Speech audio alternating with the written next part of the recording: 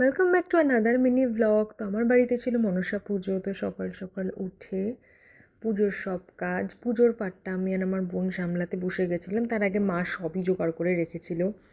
তো যেমন কথা তেমন কাজ। আমার বোনকে হয়তো অন ক্যামেরা অতটা দেখা যাচ্ছে না, বিকজ ও অন্য কাজে ব্যস্ত ছিল।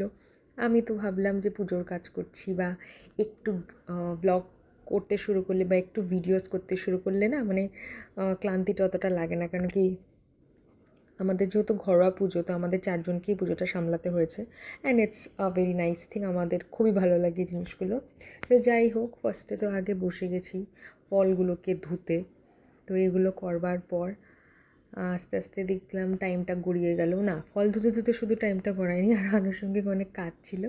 তো এগুলো শেষ করবার পর দেখি আবার বাবা চলে এসছে বাজার থেকে। আমার প্রত্যেকটা অনুষ্ঠান আমাদের বাড়িতে ডিউটি হলো, নট ডিউটি বাট এটা একটা নিয়মিতভাবে হয়। আমার বাবা তো সারাদিন কতবার যে বাজার যায় তার নেই ঠিক, মানে পুজোতে বসার আগে পর্যন্ত উনি বাজারতে যেতে থাকে।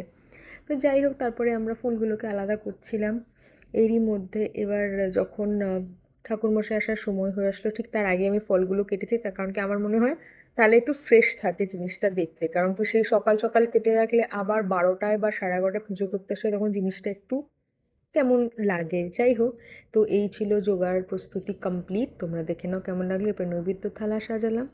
তো তারপর পুরোহিতমশাই চলে আসলো। আর এই কাকু কিন্তু আমাদের পাড়ার কাকু, প্লাস আমাদের খুব প্রিয় একজন পুরোহিতমশাই, যে কিনা আমাদের বাড়ি কালী পুজোও করেছিল।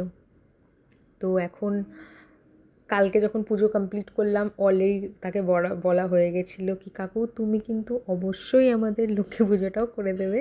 কারণ কি, ওনার পুজোর ধরন এত সুন্দর, এত সুন্দর কি বলার বাইরে।